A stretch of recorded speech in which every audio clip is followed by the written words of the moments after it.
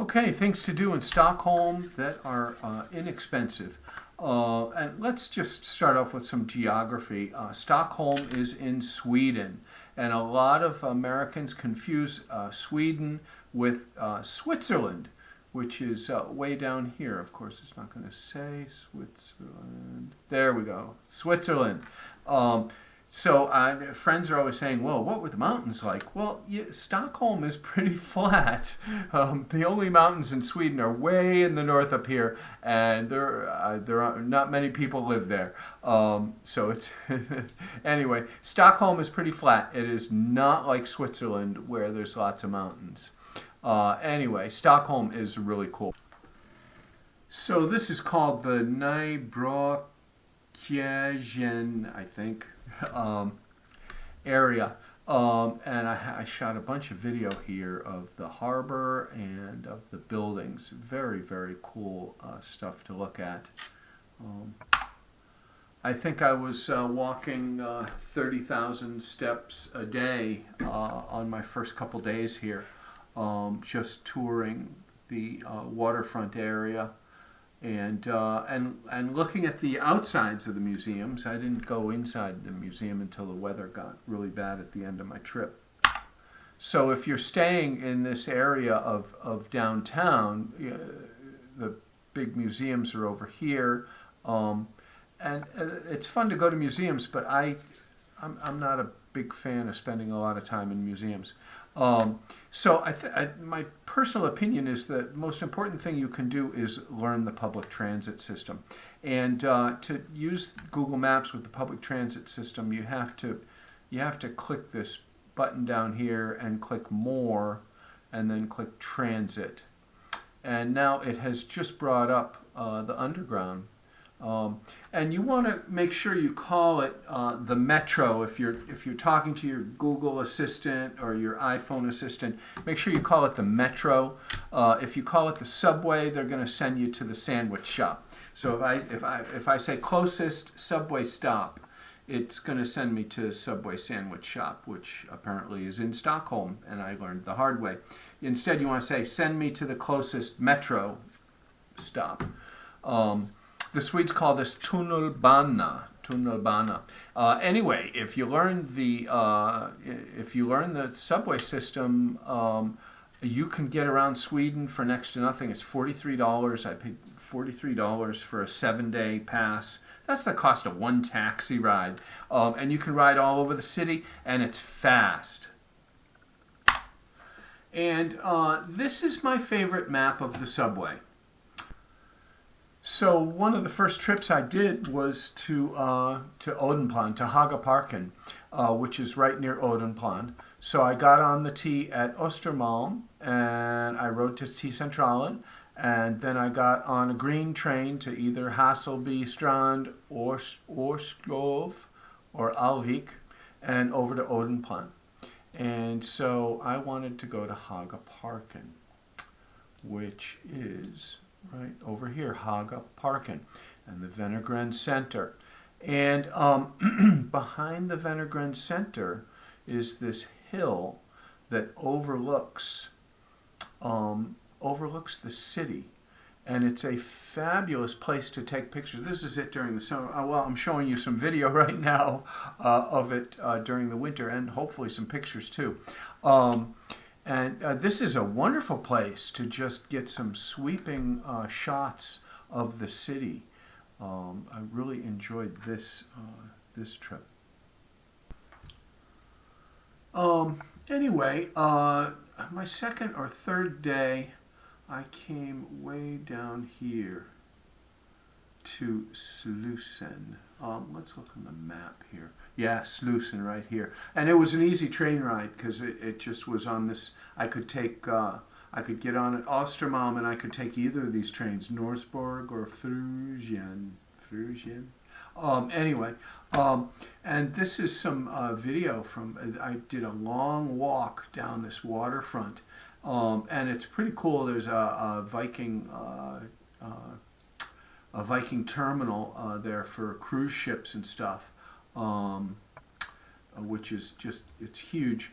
But there's this hill there, And I think I'm going to go to a satellite view. You may be seeing some video. Oh, here it is. It's obvious because it's a square.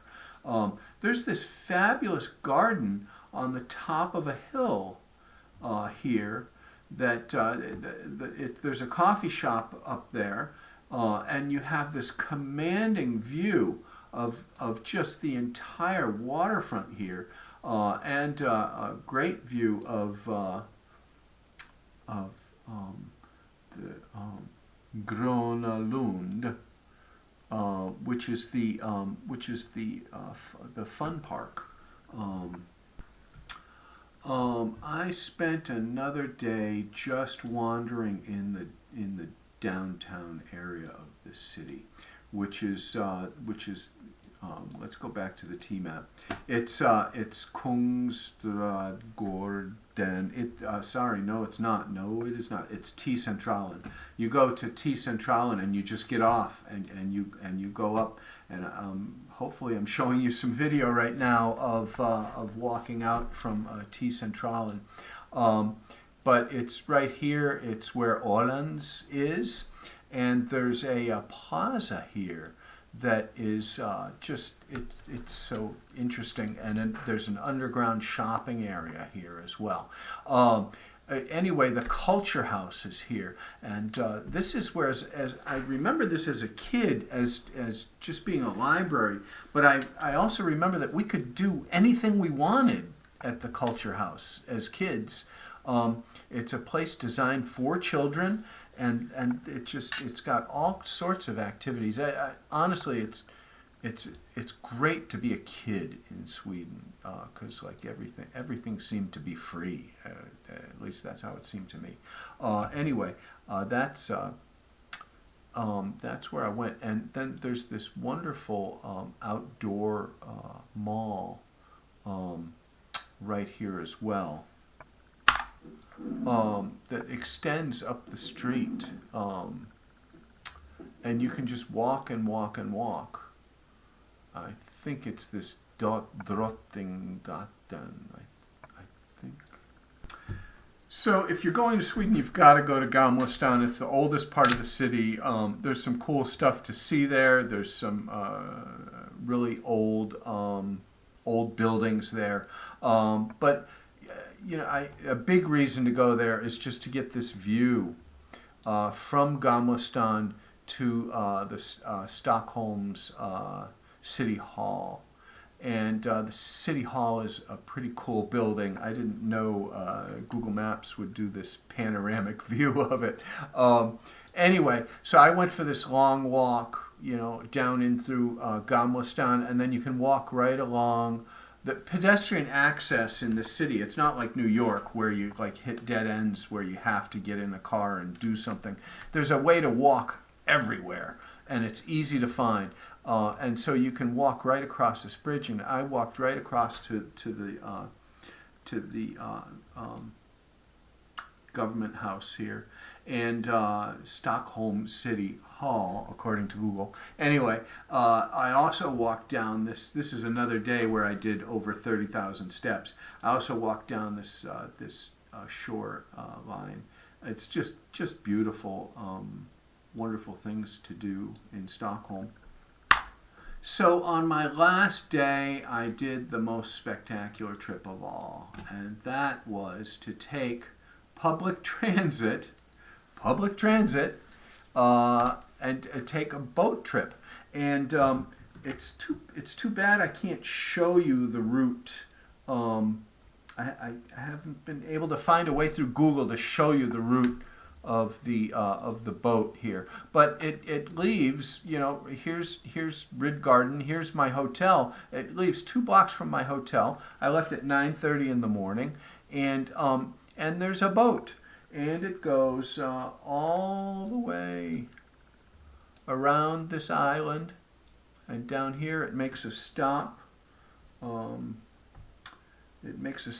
using my phone. It makes a stop right here in Dansviken. So this is its stop. Oh, look, there is a dotted line here that's probably the boat line. It makes a stop here, and then it goes down. It makes a stop at Kvarnholmen. It makes a stop over here. Oh, look, there it is. And another stop here. and I'm showing you some video. I'm probably going too fast here, but it's really cool. And then it goes way, way, way up here. Makes a stop there, and then it goes. Is that leaving the hole? Is that the right answer? I guess it is. And then it goes all the way up to this bridge where the yep, there it is, where it finally ends. And there's like, it looked like there was a cruise ship repair area here. If I had really had my act together, so this is where it leaves. I don't have it. So and this is part of the T. This is part of the public transit system. So it doesn't cost you anything to do this if you have your 7-day pass, your $43 7-day pass. So the boat goes here and it stops and then it goes here somewhere and stops, and then it goes all the way up to here and stops. And there's a bunch of cruise ships over here. There's some amazing architecture to see, and some statues that are really cool. If I had really had my act together, I would have like gotten off at one of these stops and gone and had lunch and explored an area.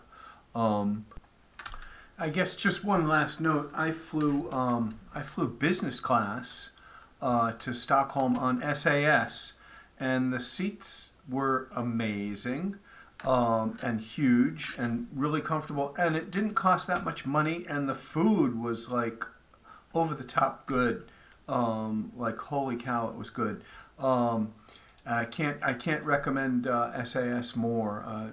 This meal was just fabulous. Anyway, I hope you enjoyed this video, and I hope you think about going to Sweden.